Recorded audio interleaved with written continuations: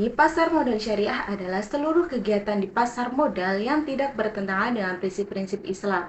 Pasar modal syariah Indonesia merupakan bagian dari industri keuangan syariah yang diatur oleh Otoritas Jasa Keuangan atau yang biasa disingkat dengan OJK, khususnya Direktorat Pasar Modal Syariah. Istilah pasar biasanya digunakan dengan istilah bursa, exchange, dan market, sementara untuk istilah modal sering digunakan istilah efek, securities, dan stok. Jadi secara sederhana, pasar modal syariah dapat diartikan sebagai pasar modal yang menerapkan prinsip-prinsip syariah dalam kegiatan transaksi ekonominya dan terlepas dari hal-hal yang dilarang seperti halnya riba, perjudian, dan spekulasi. Fungsi pasar modal syariah adalah bagian dari pasar modal umum yang aktivitasnya melibatkan jual beli saham, suku, dan reksadana. Aktivitas keuangan tersebut meliputi tentang perbuatan muamalah dan mengatur hubungan antara sesama manusia. Adapun fungsi-fungsi pasar modal syariah yaitu nomor 1 fungsi keekonomi, nomor 2 fungsi keuangan, nomor 3 sumber pendanaan pengembangan perusahaan, nomor 4 sebagai medium resmi jual beli surat berharga, nomor 5 tambahan pendapatan, nomor 6 pemerataan pendapatan, nomor 7 peningkatan pendapatan negara, nomor 8 menciptakan lapangan kerja, nomor 9 menjadi indikator perekonomian negara. Karakteristik pasar modal syariah yang terdiri dari 7 bagian. Yang pertama ada prinsip syariah.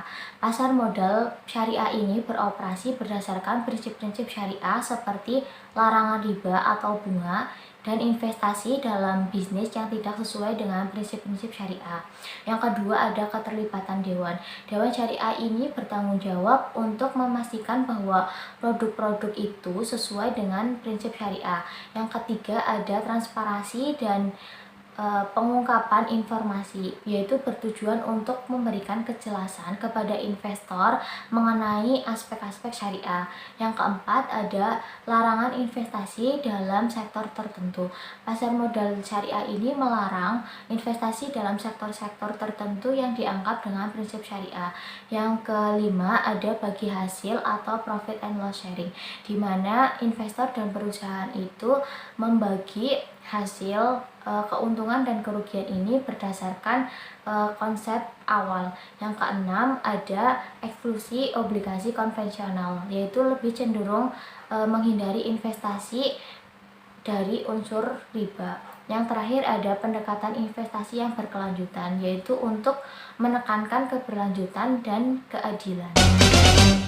Struktur pasar modal syariah, di mana struktur pasar modal syariah di bawah naungan Menteri Keuangan RI dan Otoritas Jasa Keuangan. Struktur pasar modal syariah terdiri dari 4 unsur. Yang pertama, SRO, Self-Regulatory Organization. Yang kedua, lembaga penunjang pasar modal. Yang ketiga, profesi penunjang pasar modal. Yang keempat, pelaku perdagangan saham. SRO, Self-Regulatory Organization, di mana organisasi ini bertugas untuk membuat peraturan yang berkaitan dengan kegiatan usaha dalam pasar modal syariah. Yang kedua, lembaga penunjang pasar modal. Lembaga penunjang pasar modal terdiri dari Biro Administrasi Efek, Kustodian, Wali Amanat, Pemeringkat Efek, Penasihat Investasi. Yang ketiga, profesi penunjang pasar modal. Profesi penunjang pasar modal terdiri dari akuntan publik, notaris, penilai, dan konsultasi hukum. Yang selanjutnya yaitu pelaku perdagangan saham. Pelaku perdagangan saham terdiri dari perusahaan atau emiten, masyarakat atau perorangan yang bertugas sebagai pemodal atau investor. Perkembangan pasar modal syariah di Indonesia. Perkembangan pasar modal syariah di Indonesia dipengaruhi oleh beberapa indikator. Yang pertama itu nilai kapitalisasi, yang kedua itu nilai saham yang ditransaksikan, dan yang ketiga itu indeks harga saham. Perubahan dari variabel-variabel tersebut akan berpengaruh kepada stabilitas perekonomian maupun stabilitas politik dan keamanan yang merefleksikan tingkat kepercayaan pelaku ekonomi terhadap kondisi domestik. Perkembangan pasar modal syariah di Indonesia mengalami peningkatan yang cukup pesat, terutama setelah pemerintah melakukan berbagai regulasi di bidang keuangan, bank termasuk pasar modal syariah. Para pelaku pasar modal syariah telah menyadari bahwa perdagangan efek dapat memberikan return yang cukup baik bagi investor dan sekaligus memberikan kontribusi yang besar bagi perekonomian di Indonesia.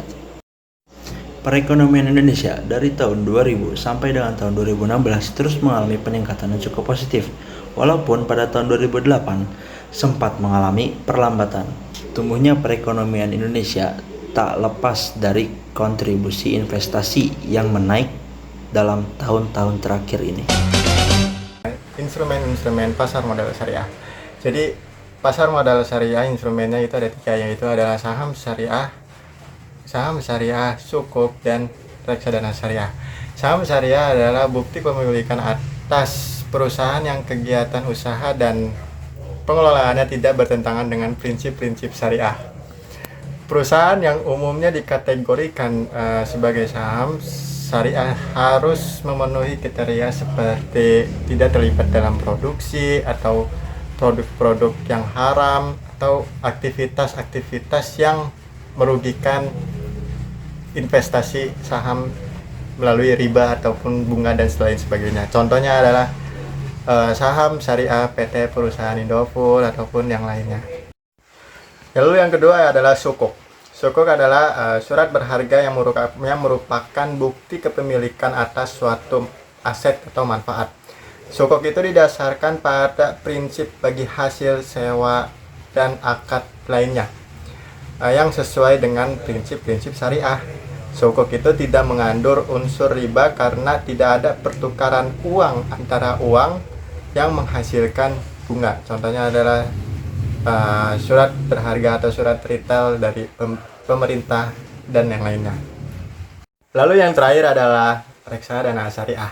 Reksadana syariah adalah wadah yang dipergunakan untuk menghimpun dana dari masyarakat pemodal untuk selanjutnya diinvestasikan kepada portofolio efek oleh manajer investasi. Jadi reksadana syariah ini hanya dapat menginvestasikan dananya pada instrumen-instrumen yang sesuai dengan prinsip-prinsip syariah. Contohnya adalah reksadana syariah mandiri investasi berimbang ataupun reksadana syariah bank-bank yang lainnya.